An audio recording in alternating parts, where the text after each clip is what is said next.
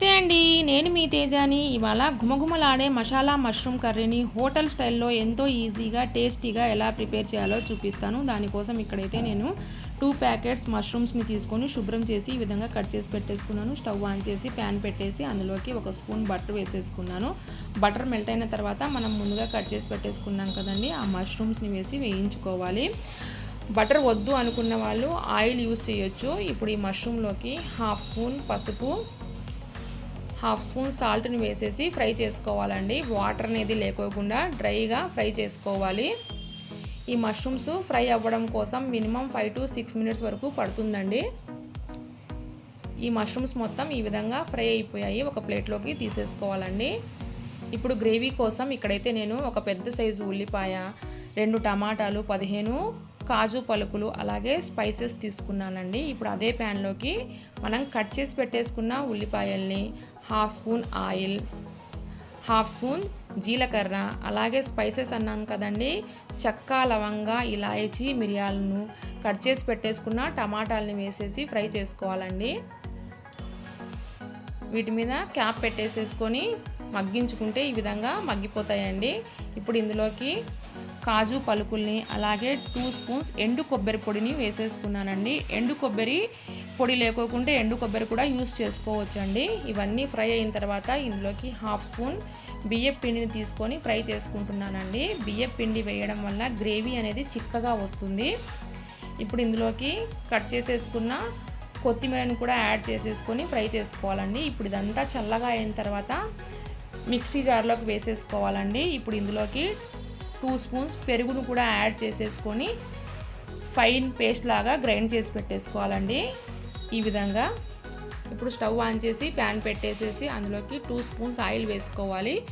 Oil వేడైన తర్వాత ఇందులోకి 1/2 స్పూన్ షాజీరాను, అలాగే బిర్యానీ లీవ్స్, కట్ చేసి పెట్టేసుకున్న ఉల్లిపాయ, పచ్చిమిర్చిని కూడా వేసి పచ్చి వాసన అనేది పోయే వరకు ఫ్రై చేసుకోవాలండి.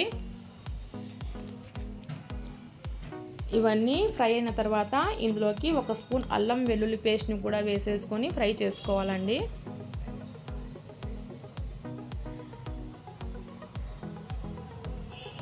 అల్లం వెల్లుల్లి పేస్ట్ కూడా ఫ్రై అయిపోయిందండి. ఇప్పుడు ఇందులోకి 1 స్పూన్ కసూరి మేథిని కూడా యాడ్ చేసుకొని ఫ్రై చేసుకోవాలండి. ఇవన్నీ ఫ్రై అయిన తర్వాత మనం ముందుగా ప్రిపేర్ చేసి పెట్టేసుకున్నాం కదండి, ఆ మసాలాను కూడా వేసేసుకొని ఫ్రై చేసుకోవాలి.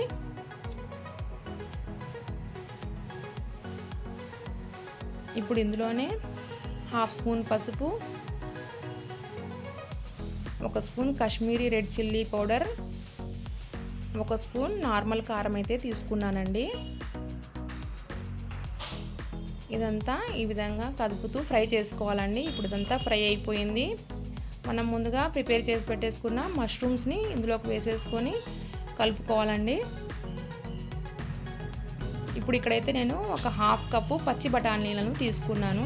ఇవి కూడా యాడ్ చేసుకుంటున్నాను. అలాగే రుచికి తగినంత సాల్ట్ను, అలాగే గ్రేవీకి తగినంత వాటర్ని కూడా వేసేసుకోవాలండి. నేనైతే ఇక్కడ ఒక పెద్ద గ్లాస్ వాటర్ అయితే వేసుకున్నాను, గ్రేవీ కొద్దిగా ఎక్కువ కావాలనేసి. ఇప్పుడు ఇందులోకి 1 స్పూన్ ధనియా పౌడర్ని యాడ్ చేసేసుకొని కుక్ చేసుకోవాలండి. మినిమం 7 to 8 మినిట్స్ వరకు టైం పడుతుందండి. ఆల్రెడీ మనం మష్రూమ్స్ని ముందుగానే ఫ్రై చేసి పెట్టేసుకున్నాం కాబట్టి కర్రీ అవ్వడానికి ఎక్కువ టైం అయితే పట్టదండి. ఇదిగోండి, కర్రీ అయితే ప్రిపేర్ అయిపోయింది ఈ విధంగా. ఇప్పుడు ఇందులోకి కొద్దిగా లెమన్ జ్యూస్ని యాడ్ చేసేసుకోవాలి. అలాగే గార్నిషింగ్కి కొత్తిమీర, పుదీనాను వేసేసుకొని సర్వ్ చేసుకోవడమే అండి. గుమగుమలాడే మసాలా మష్రూమ్ కర్రీ రెడీ అయిపోయింది. ఇంకెందుకు ఆలస్యం అండి, ఈ వీడియో మీకు నచ్చినట్లయితే మీ ఫ్రెండ్స్కి, ఫ్యామిలీ మెంబర్స్కి షేర్ చేయండి. ప్లీజ్ సబ్స్క్రైబ్ చేసుకోండి.